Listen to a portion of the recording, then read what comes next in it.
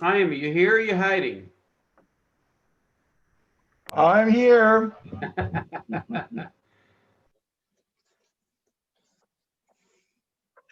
So we are on page 225, I believe is where we left off.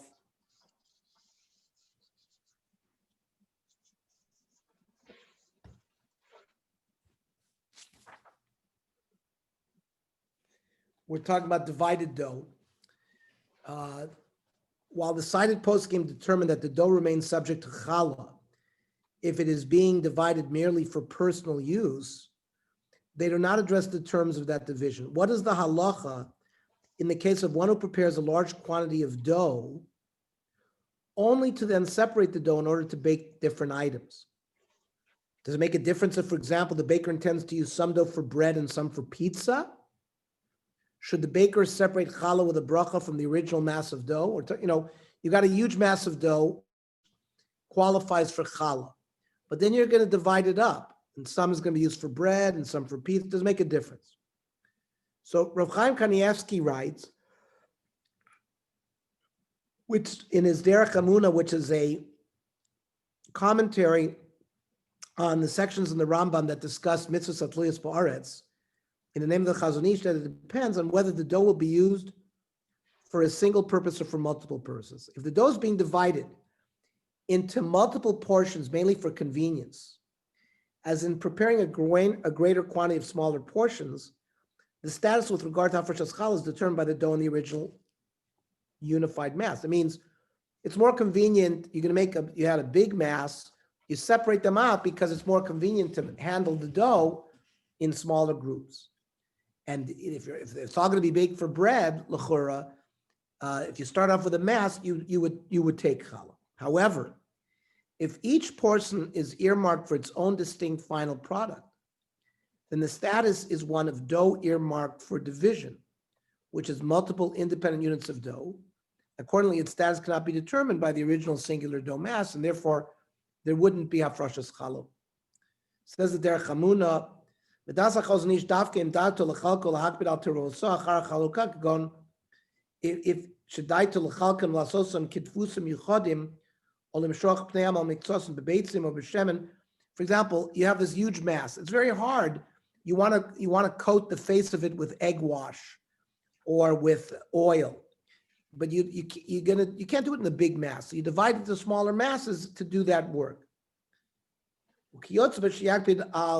Nesichasen zubezu, aval im Daitu lechalkan rak mishum shirotze bepitim ktanos v'lo yakpid am shechem gamachar chaluka chayiv. You don't mind. So, for example, when you separate the doughs and you do one with oil and one with egg and all that, then you're gonna care that they don't come back together again. You want to keep them separate. But if you've divided them up in a way where then even if they came back together, you wouldn't care, then he's saying that in that case, you'd be chayiv challah. In the other case, you would not be. Now, with respect to an instance in which the one baking does not intend to earmark the smaller portions for distinct functions, but rather to be baked at different times. Let's say you make a big mass, but you're not going to bake it all. You're not going to bake it all at one time. Maybe you're going to freeze some and bake some next week or in a month or whatever. The Piskei Tshuva cites a dispute among the Achronim whether this is considered a significant separation or not. V'ayin b'madrei melech hilchos challah shekosav chiluk acher dedavka im mechalka shelo le'efos achshav hakol el mesuda l'suda acheres k'ma mishachos la'arvis aval mechalek isas potzik le'efos miyad. Let's say you're going to separate the doughs and you're going to bake them all now. So lo niftar. So then you'd have to make a challah on the big mass. But if, for example, if you're going to do it at different times, perhaps you would not be mafresh challah on the big mass.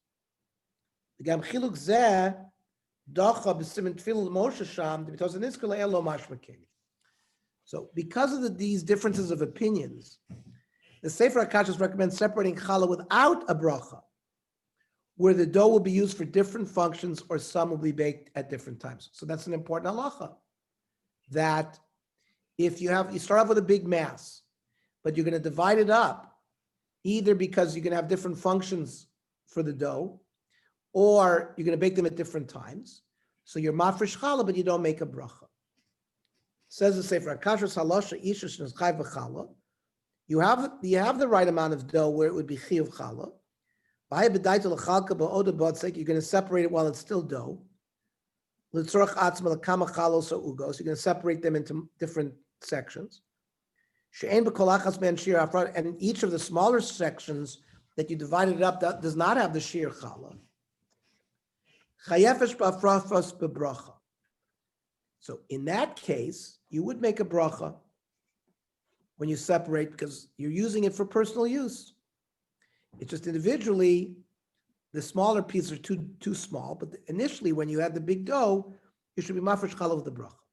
But But let's say you're going to make 10 different things out of this. One is a bread, one is a cake, one has a different filling, one has a different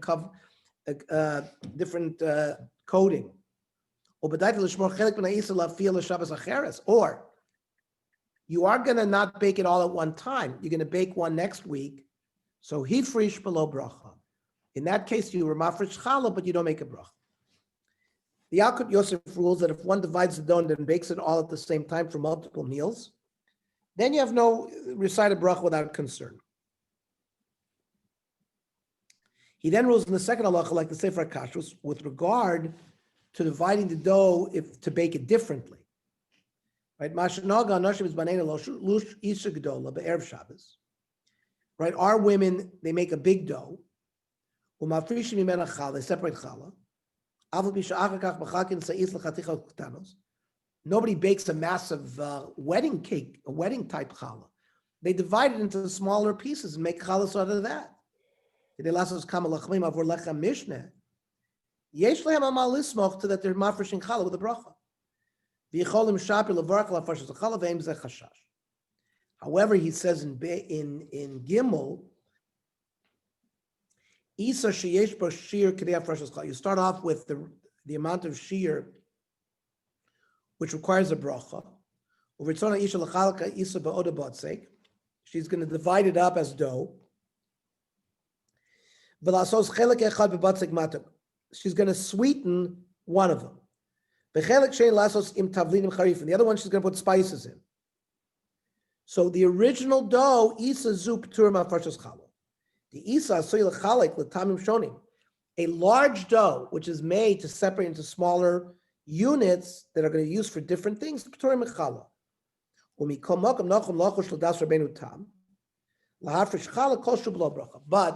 there is a shita that, like the Rabbeinu Tam, that says you should be mafresh. So he advises to be mafresh challah without a bracha. Another practical question that arises occasionally is whether to separate challah when a group of individuals bake challah together, such as a challah bake in a school or community. In these cases, a large amount of dough is divided into small quantities for each person to knead and bake separately. According to the sources we have seen, it would seem that challah should not be separated in these cases. And that's the conclusion of the Mishpatei Eretz in most poskim. How is a botzik sheyesh bo shir challah v'daitu l'chalek is a botzik l'chalokim shekol chelek ein bo shir. You're going to divide it up. L'atei kol chelek ma'botzik l'adam. Each person is going to get a piece. L'kach asa ein l'chayav lafish chal mi'botzik. So you don't have to be mafresh. L'fichach botzik gadol ha'mechulak l'tamidot in Beis Yaakov l'chol tamidach hatichat batzar kedei l'kloach challah la'atzma. They started off with a big dough, but they gave it to each student to make. You don't mafresh challah from the original separation.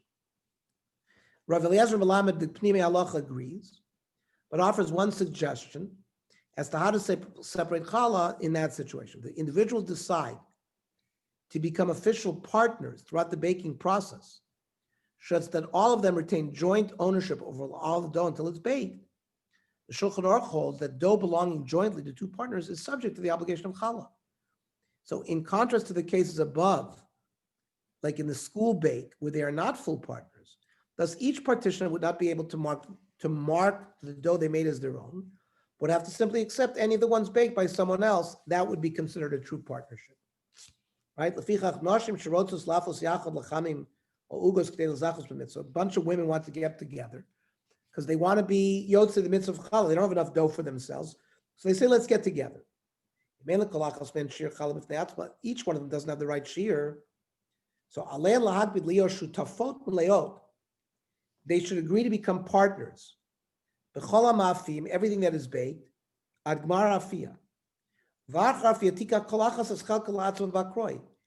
Each person at the end of the baking will get her portion. It's not been marked with their name or with a sign. They each take a portion. None will have a marking to show who it belongs to. Then, when they started up with the big dough mass, one of them can separate challah on behalf of all of them. If each one forms and braids the dough in a way of their own unique identification, and the lady is makpid, she wants to take her challah home. So kivan shlifnei afia chilkos ha'isos, because before they baked it, they separated the doughs. Ein ha'isot shalahen mitztarfos, then there's no additive nature. Ganos, like kindergartens, she'ofa me'eladim chalot l'krat Shabbos v'chol yeled lash la'atzmos b'tzeiko u'mabik alav es shmo ein ha'chalos shalahen mitztarfos. There, they can't become partners. They're not halachic adults where they can become partners. Okay. What about combining dough together in a basket, which is called tziruf sal? We're going to see that when you put dough in a basket, even though later on they're going to be separated, that tziruf sal sort of joins them together in order to allow you to be mafresh challah. Right? We have learned so far that in many cases, if a large amount of dough is to be divided into smaller quantities, one would not separate challah from them if each one of the smaller ones is less than the minimum amount. However, there may be ways that the dough can be made subject to hafrashas challah afterwards, even without combining them together entirely. According to the Mishnah Masechta Challah, if two separate masses of dough are attached together, rather than merely being made to touch, they would combine together to achieve the minimum amount of separating challah. Rabbi Eliezer goes one step further and holds that the two pieces of dough combine together even without touching if they are placed in one basket. Says the Mishnah, ha'ose isoso kavim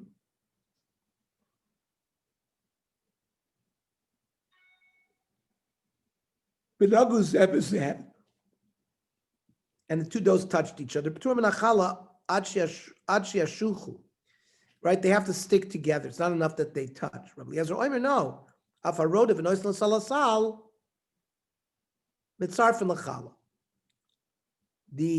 putting the two doughs together, even though they don't touch, the basket is mitzarif them. The basket sort of combines them. The Gemara Nida, paskins like Rabbi Eliezer. It's not Rabbi Eliezer.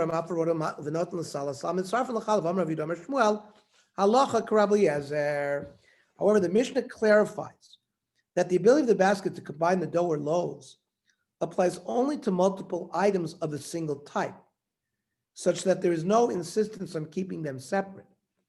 But if they are supposed to taste differently, one has salty dough, one has sweet dough, and the person baking them is particular that they not be mixed together, then the basket, does not combine them.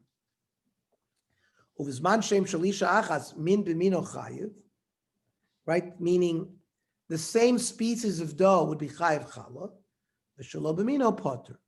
How does the Shulchan Aruch paskin? The Shulchan Aruch incorporates all of these considerations into his decision regarding the halacha. He then adds that simply placing the dough on the same table is insufficient to combine them. And the Ramah comments that for the same reason, one should make sure that no piece of dough in a basket is hanging entirely over the rim of the basket, as that may invalidate the mechanism of tziruf sal. Though, if it is covered with a cloth or other covering, then that is sufficient to sort of combine the doughs that you're putting together.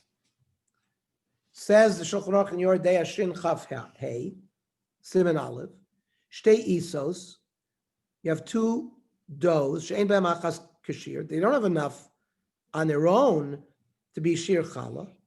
Im nogaz zu bezu, ach nizvakim ad zu bezu, if they're touching and sticking together, mitztarfim. If they're the same species.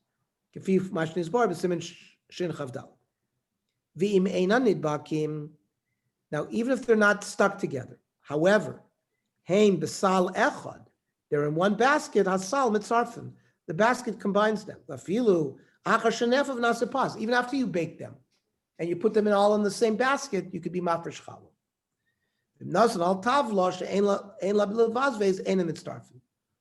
Just by putting them on the same table does not create this additive effect. Says the Ramah, when you are combining in a kli,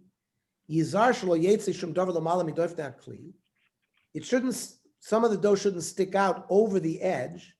They should all be within the kli.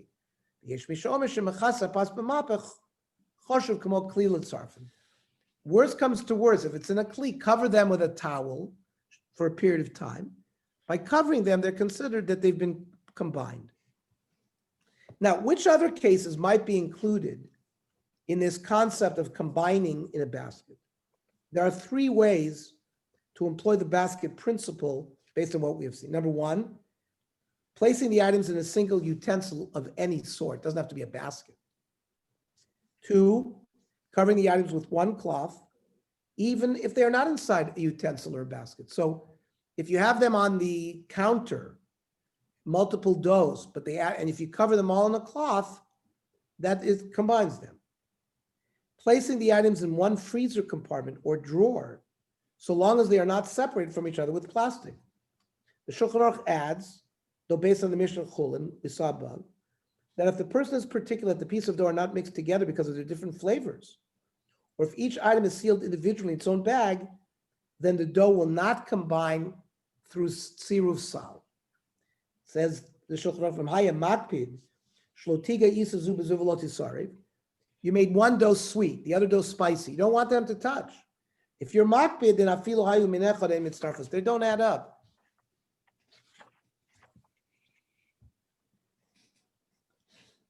Now, the principle of siruv sal can be especially relevant during Purim, when people often receive many baked goods, such as cakes, bread, and mishloach manot packages.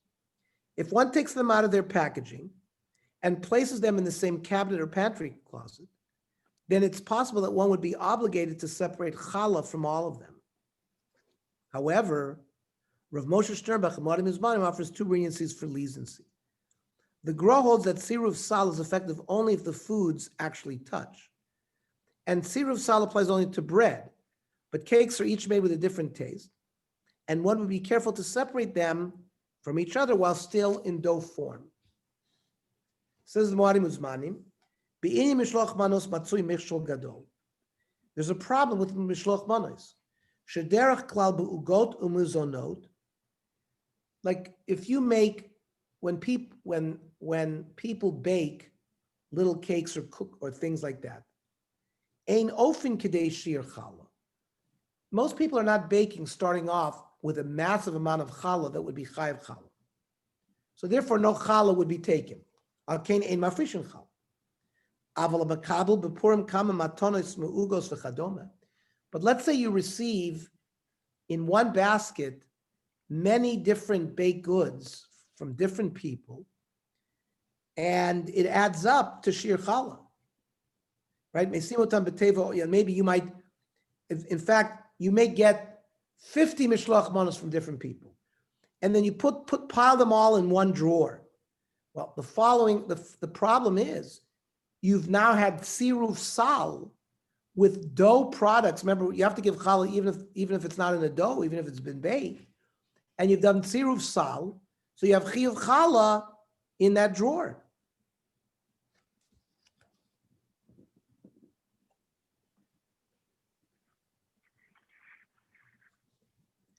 Anu kaimelan shafilu afa b'kashir asal mitzarev. Right, the basket puts them together. V'uadin kol kli sheyesh lo tocha, any kli mitzaref in his chayva b'chalav. In Cain, hateva or ara mitzaref ugos v'chalav b'zeiser tevel. Now you would be prohibited to eat of these cakes and cookies without giving challah. V'im sholech challah, And let's say you're going to send what you received to somebody else. That person who you sent to will be chayav tevel. The davar zeh matzui tuvi. Tzurba says this happens a lot. Al shechacha mechad matzul nachal afarsim b'rabi mazara. Lizar shelo lasuma ugus b'klio teva mechshash shama yitztarfu. V'chal layu b'zeh esur tevel.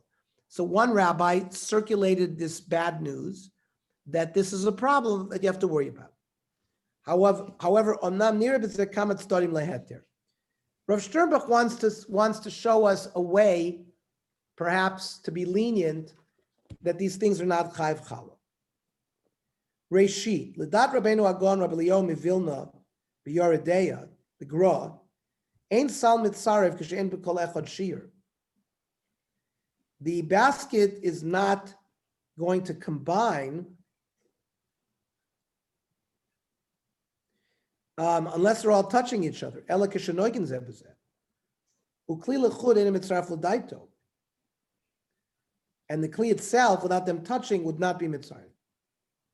Even those who argue with the gra, nir sharak belechem, o mitzvah sal mitzarev, that it's only bread or matzah, that basket concept where it combines, will combine them. She'enu makbid al teruas, because in general, when you put bread in a kli, you put matzah in a kli, people are not going to be concerned about that. And then they should it's very simple, very similar how they were made. Aval be'uga regarding cake, kol echad b'tam shelo, right? Sometimes each cake has their own taste. One is cinnamon, one is chocolate, one is spicy, right? And people are therefore, when it was in the status of dough, definitely people who were baking these things would have been concerned that this should not touch this. It's like two species, they're not alike. And therefore, therefore the basket doesn't combine them. So we see some nice heterim regarding this potential problem of Purim, where you get a lot of stuff where individually challah wasn't given, but if you put it all in one place, there's tziruf sal. So Rav Sternbuch tells us we don't have to worry about it. The Sefer HaKashrus mentions a third reason for leniency. If each pastry is individually wrapped or packaged, the principle of tzirus also does not apply, since they are designated not to mix. Likewise, the same consideration is relevant when placing baked goods in one's refrigerator or freezer if they are wrapped in plastic or aluminum foil. That means if you put a whole bunch of things in your refrigerator, each one that was baked was small, so challah wasn't given. But maybe you have to be worried that the refrigerator is combining it all to now you have a shear of challah, it's going to become tevel. So he says you don't have to worry about that, because by wrapping things in their own wrapping or in silver foil, they're going to be able to be kept separate, right? Tahak pa'a echad mitzraf l'shir hafrasha ulam means a refrigerator has the potential of combining dough or baked goods. However, he says, Ulam kasher kol iso prusa uga aruzim b'sakit nifredet.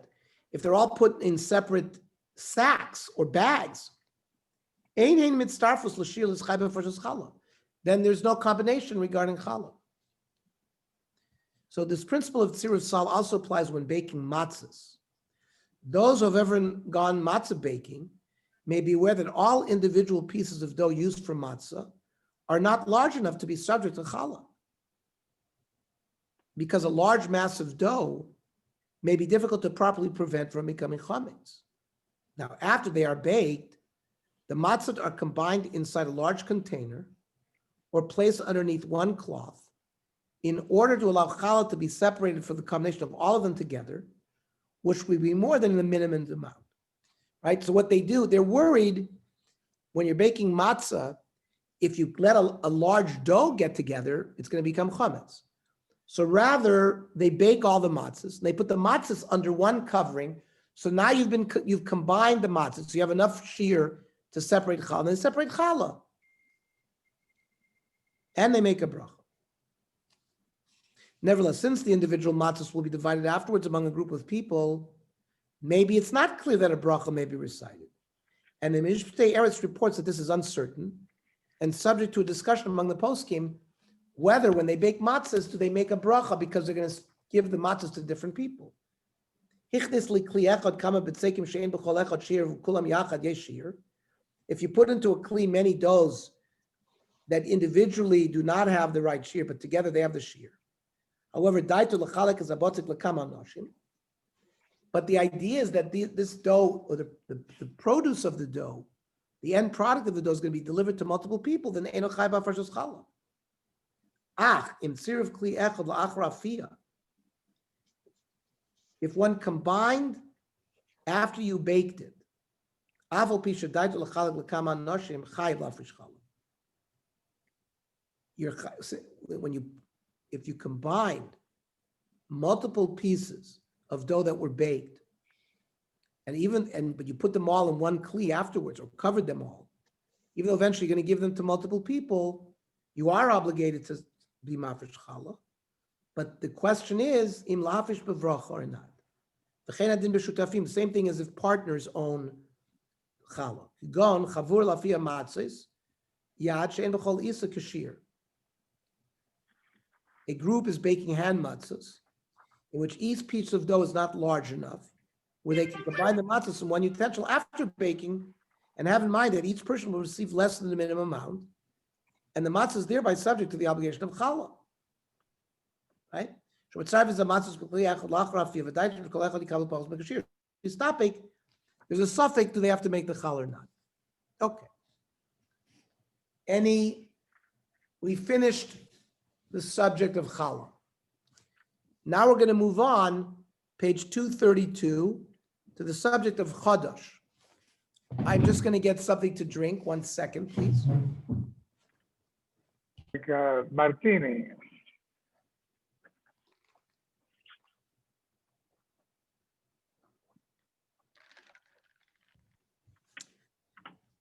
An important mitzvah, in addition to Afrosras challah, that relates specifically to grain, is the mitzvah not to consume grain that is considered chodosh, new. We'll define what that means. According to Torah law, it is forbidden to harvest and eat from the 5 species of grain that have grown in Eretz Yisrael over the previous year, before the beginning of the Korban Omer, the barley offering, which occurred annually when the Beis HaMikdash was standing on the 16th of the month of Nisan, which is the 2nd day of Pesach.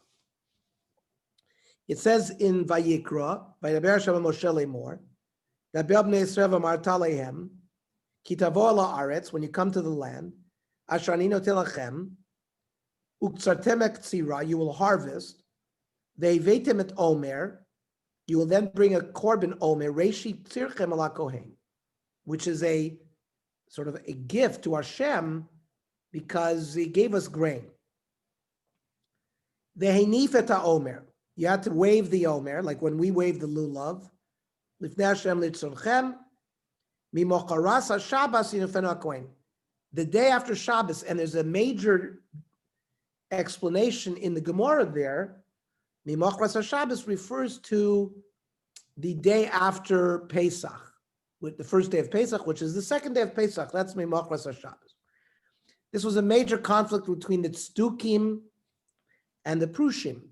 The Tzdukim said, it's always the Sunday, let's say if Pesach fell on Tuesday or Wednesday, this korban was done on Sunday. It always meant, and of course the Prushim don't agree, and we follow the Prushim that it goes the 2nd day of the Omer, 2nd day after Pesach. Part of the Minchas HaOmer was to bring a keves.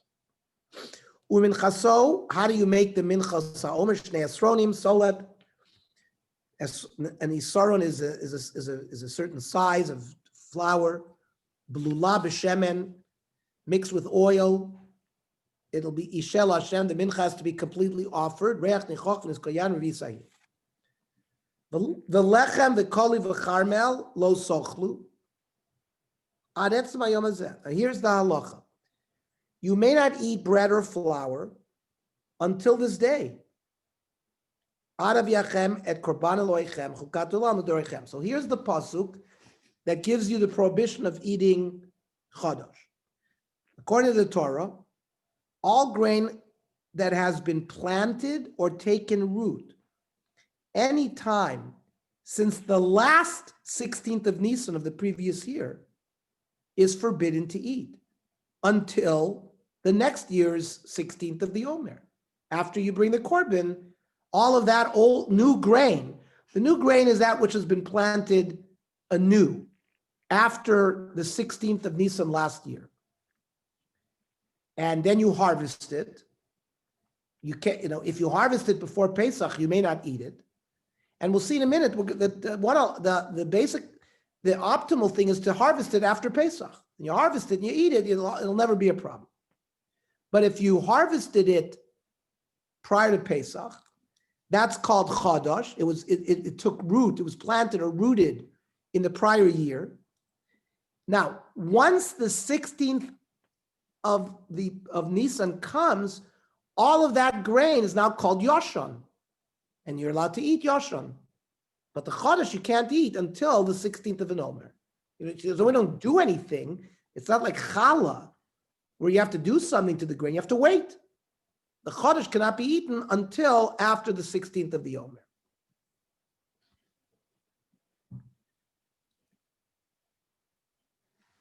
The grain is only permitted following the beginning of the bringing of the korban omer on the 16th of Nisan the next year, after which it's termed yoshan, old grain. Now, the shoresh, meaning the conceptual moral significance of this mitzvah, is discussed in the Sefer HaChinuch, as he does for all the 613 mitzvahs.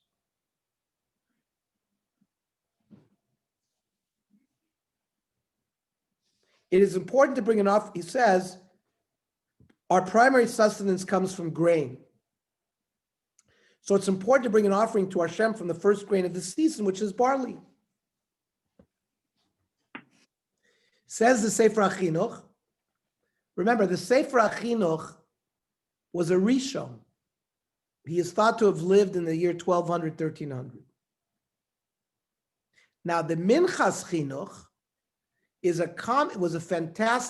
fantastic piece of Talmudic work written by Rabbi Babad in the 1800s on the Sefer HaChinuch. So that's the Minchas Chinuch that you're all familiar with. But the Sefer HaChinuch is the text that the Minchas Chinuch comments on around the text. Mishar Shea Mitzvah.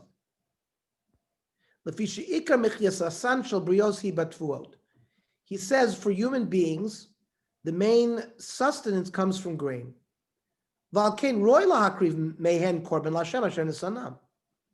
Therefore, he says it's perfectly appropriate that we makriv a korban from the grain to Hashem who gave us the grain. In fact, terem yanu mehen briosav. In fact, prior to any of us benefiting from it. Ke'ein masha amru chazal, kol hanenem min olam hazeh b'lo bracha mo'al. Right? We don't drink even a glass of water without a bracha.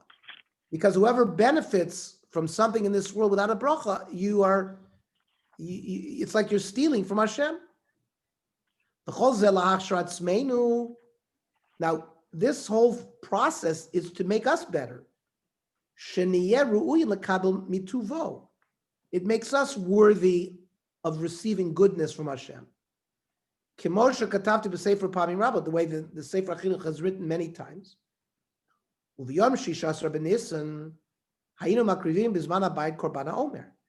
says on the 16th of Nisan, when the Beis HaMikdash was extant, we would offer a korban omer from the Tvua Chadasha min HaSa'orim.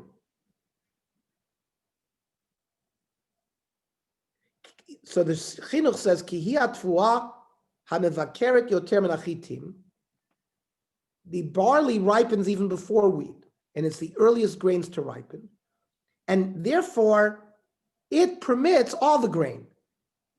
we've already learned, those of us who are learning Daf Yomi, you can make matzah from all the 5 grains, from chita, from saora, from chit, right? So when you're makriv, the minchas ha'omer made from saori, made from barley, it permits you to eat all the other grains. We do with it from barley, this chiduch explains, because it ripened earlier. And therefore that allowed us, everything becomes yoshin once you brought it. I'll give you a different shot in why the minchas ha'omer is made from barley. Barley is usually animal food. I mean, humans eat barley, right? We put it in shulin. Some people put it in shulin, some don't.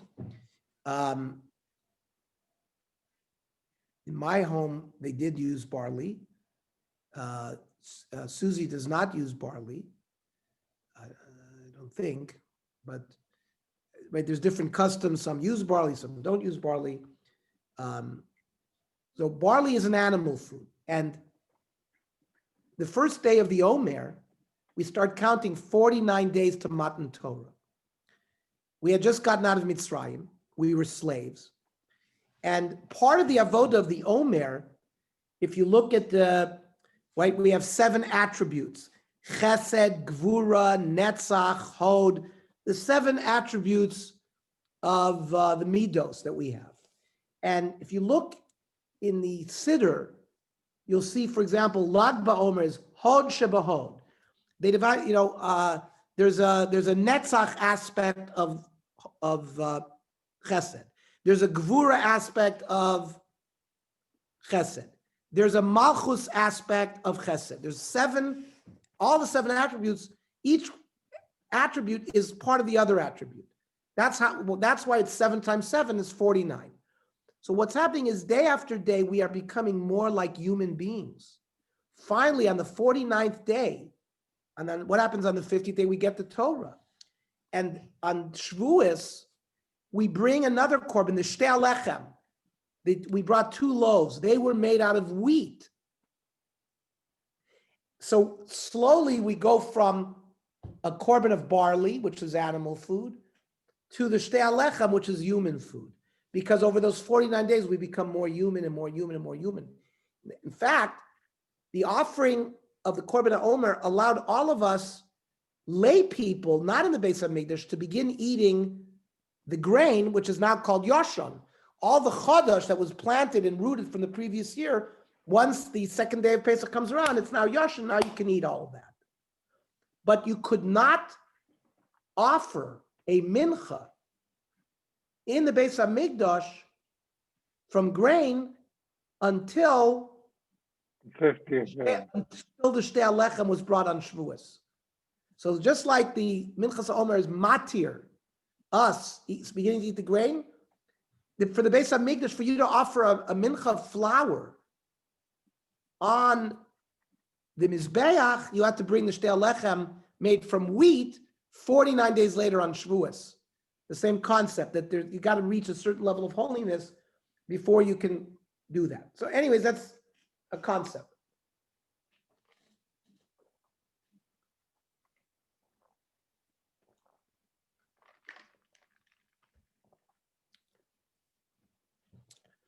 Although we continue to fervently pray for the rebuilding of the Beit HaMikdash, in the meantime, the mitzvah of bringing the Omer offering does not apply. Accordingly, we will focus our discussions exclusively to the aspects of Chodesh that are effect in our own time, without the Beis HaMikdash.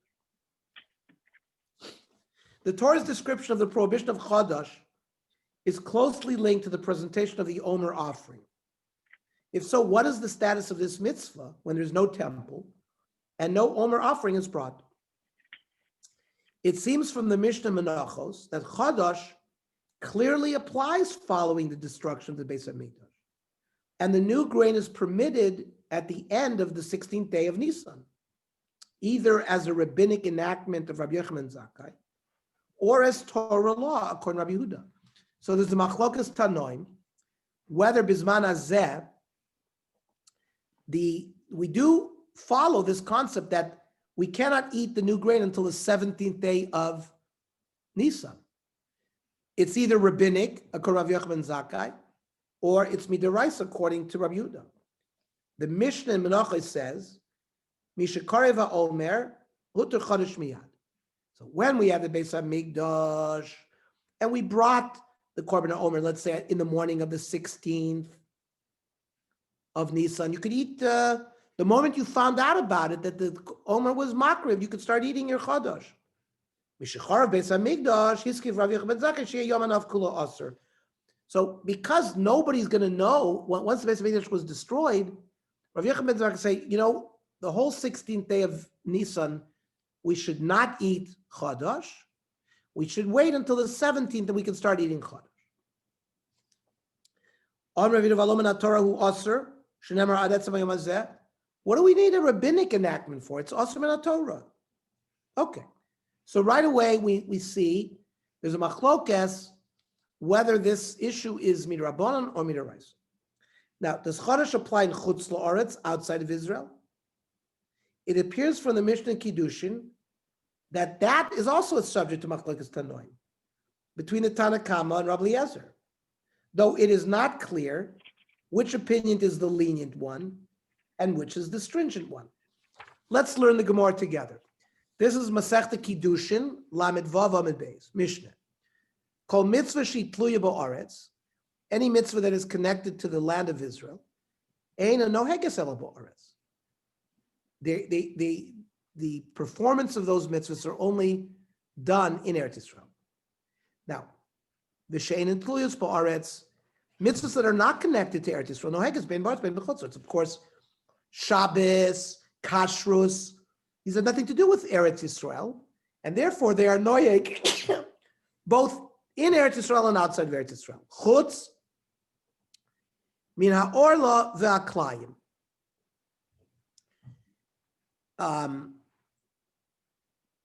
Orla and klayim, mixtures, and orla apply even outside of Eretz Israel. Rabbi Eliezer Omer af min ha'chodosh. Rabbi Eliezer says this halacha applies outside of Eretz Israel as well, even regarding chodosh. Now, the Gemara analyzes the Mishnah. Iboilu. Rabbi Eliezer, when he said af min ha'chodosh lekula polig, was he lenient or lechumra polig? Do we say lechumra polig he's stringent? V'achi kamer. This I have to understand the Mishnah. Tana Kama holds chutz min ha'orla min ha'kloyim, that orla and kloyim, even though they're mitzvot that are dependent on the land, we have a tradition, we have a halach l'mosh misinai, that they are obligatory even outside of Eretz Yisrael. Right? Afal gavdik l'meimer chovis karka yi. We say no, it applies even outside of Eretz Yisrael. Aval chodosh ba'aretz in, b'chutz la'aretz lo. That could be what the Tana Kama is holding, that chodesh does not apply to chutz la'aretz. V'asar Rabbi Eliezer lemeima af chodesh noig ben ba'aretz ben chutz la'aretz. And that's the version where Rabbi Eliezer is coming to be machmir. He's arguing with the Tana Kama and says no, chodesh applies even outside of Eretz Israel. Oh, dilma lekula polig. Maybe Rabbi Eliezer is being lenient. V'achi kamer Tana Kama. Tana Kama says chutz min ha'orla v'akloyim dehilchasa gemira law v'kol shekein chodesh. That not only does orla and kloim apply to outside of Eretz Yisrael, but even chodesh applies outside of Eretz Yisrael. Also, Rabbi Eliezer lemeima chodesh ein noig ela ba'aretz. Shma mina Rabbi Eliezer lechumra polig shma mina. So the Gemara finalizes by saying no, Rabbi Eliezer is being machmir, and he's saying that the chodesh applies even outside of Eretz Yisrael. And that's how you have to conclude. So according to the conclusion of the Gemara, the Tana Kama held that the chodosh does not apply outside of Eretz Yisrael, and Rabbi Eliezer holds that it does apply, even on a Torah level. The Rambam describes the prohibition of chodosh in halacha below, where he clearly rules in accordance with Rabbi Eliezer that it applies mida or raisa at all times, even after the destruction of the Beit HaMikdash, and in all places, even in the diaspora.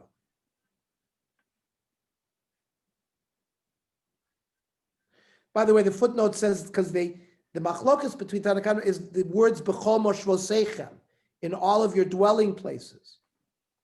Maybe it's only dwelling places only in Eretz Yisrael, right? Or others say it's b'chol moshe everywhere you live. So let's learn the Rambam. This is in Hilchos Macholos Asuros, prohibited foods. Perek Yud Halacha Beis. HaChodesh Keitzad, how does Chodesh work? So Kol Echad Mechamishe Minei Tfua Bilvad, the 5 grains, right? Wheat, barley, rye, spelt, and oats. Asur Lechol Mechodesh Shelo, you cannot eat the new grain. Kodem Shikar V'Omer B'Shish Asar B'Nisan, prior to the 16th day of Nisan. Shneamar V'Lechem V'Kol V'Charma Lo Yisochlu. V'Chol Oichel Kazayis Chodesh Kodem Akrovas Oimer. Whoever ate a kazayas of chodesh prior to the oimer, loikem min haTorah.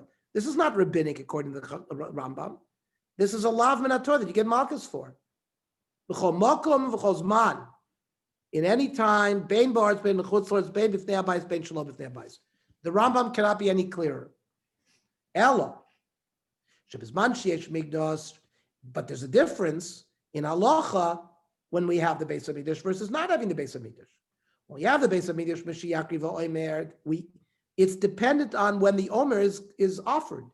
Hutar HaChodesh B'Yushalayim, V'abim Mekoymes HaRachoykim Mutarim Achar Chatzos. Further areas outside of Yerushalayim would be permitted after noontime. She'ein Beis Din Mitzatzlim Bo Ad Achar Chatzos, because Beis Din, who would be the ones responsible for bringing the Korban Omer, would not lazy or delay until they would always do it prior to noontime. Now, for us, is the next important words. Ubizman she'ein Beis Hamikdash, kol hayom kulo asur min haTorah. So min haTorah, you're not allowed to eat the whole day of 16. Ubizman hazeh, bimkomo she'osin shnei yomim tovim, hachodesh asur kol yom shiva asur b'nisan ad la'erev. We do 2 days yontiv.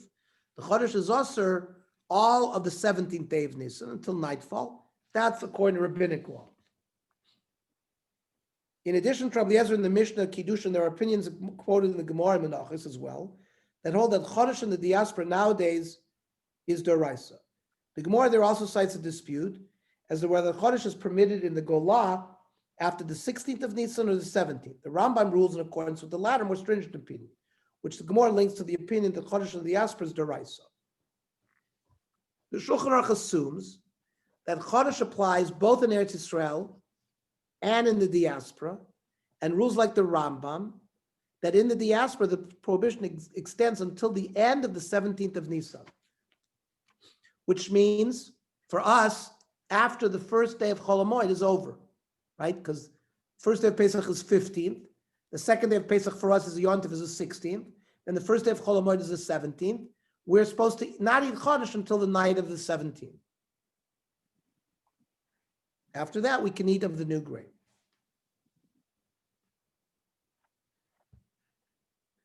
Now, during the times when the Korban Omer was brought, there was a prohibition to harvest the new grain before the Korban Omer was harvested.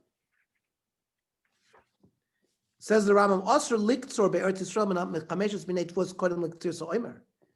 You couldn't harvest grain prior to the 16th day. Shenema reishi tzirchem.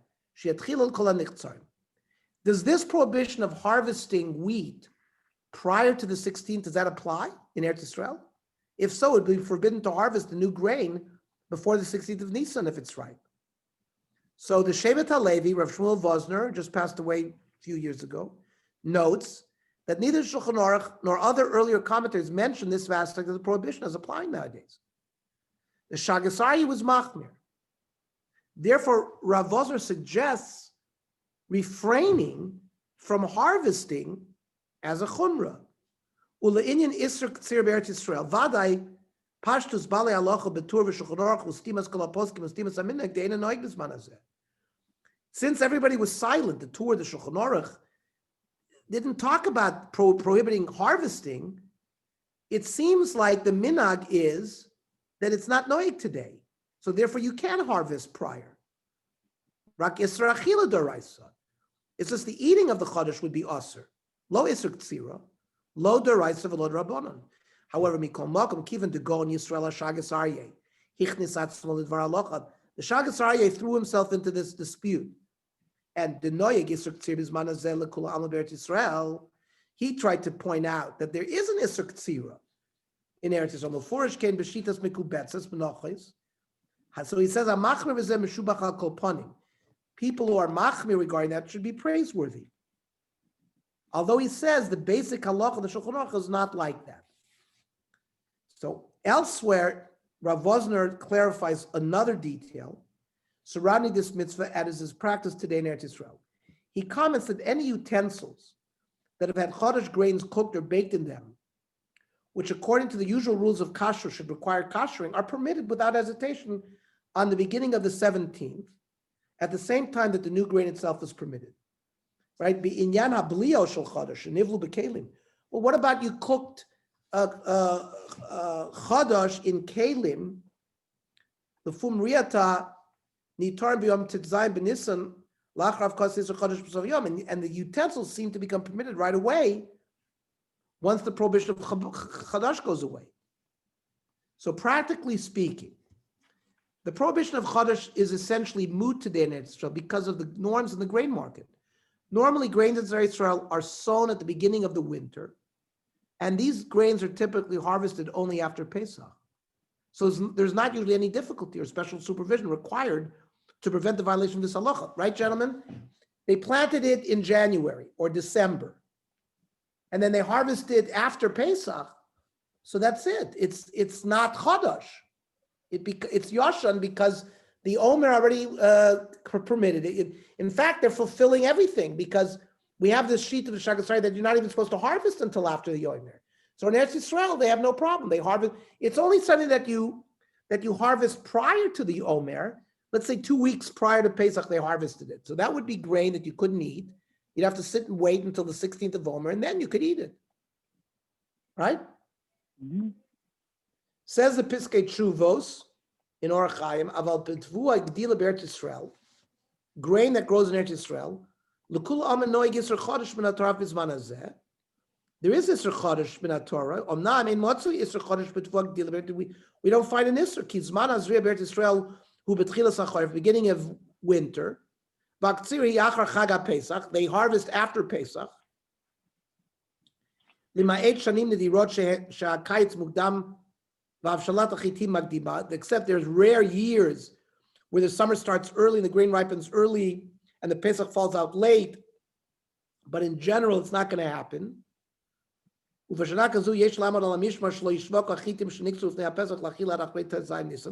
I guess in those years, you have to be careful that grains harvested before Pesach are not sold in the market for food until after the 16th of Nisan. But in general, that doesn't occur. Now, the prohibition of chodesh outside Eretz Yisrael is for us, and that we will learn next week. I think it's a good place to stop. We've learned now the basic